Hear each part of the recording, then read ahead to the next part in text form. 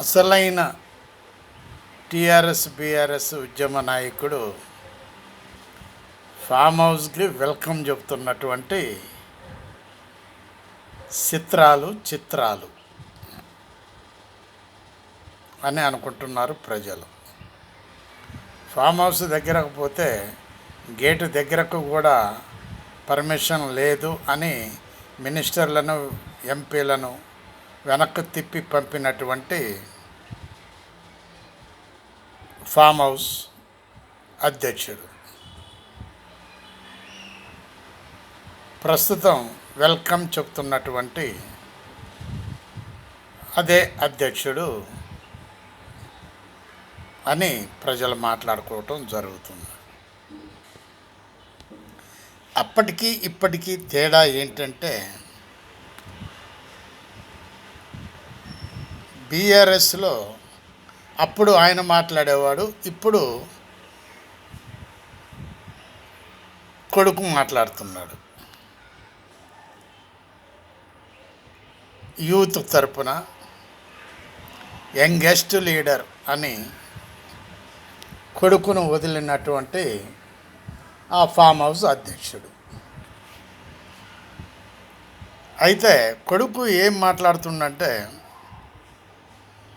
కేసీఆర్ అప్పులు చేసిండు అని అంటున్నారు, అందరి సంక్షేమం గురించే చేసిండు అని కొడుకు సమాధానం ఇవ్వటం జరుగుతుంది. సంక్షేమాలు, అభివృద్ధి ఇవి చేసిండు మా నాయన అని అంటున్నటువంటి యువ కేటీఆర్. అయితే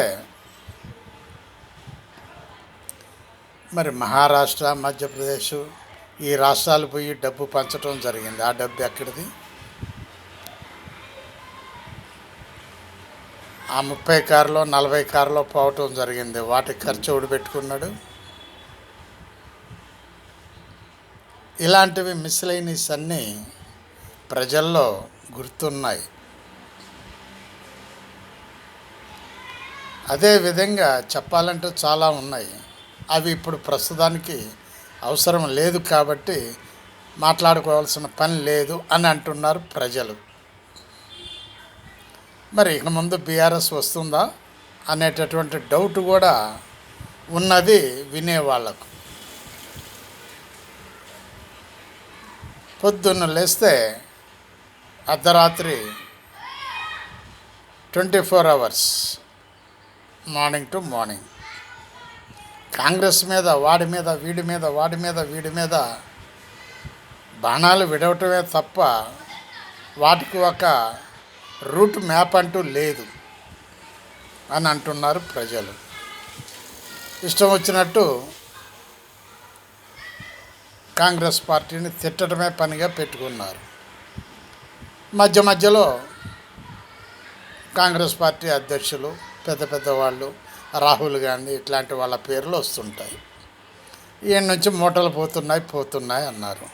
ఆనాడు మూటలు ఎక్కడికి పోలేదు, కానీ ఇంట్లోనే ఉన్నాయి, 5గురు పంచుకున్నారు అని అంటున్నారు ప్రస్తుతం ఉన్నటువంటి ప్రజలు.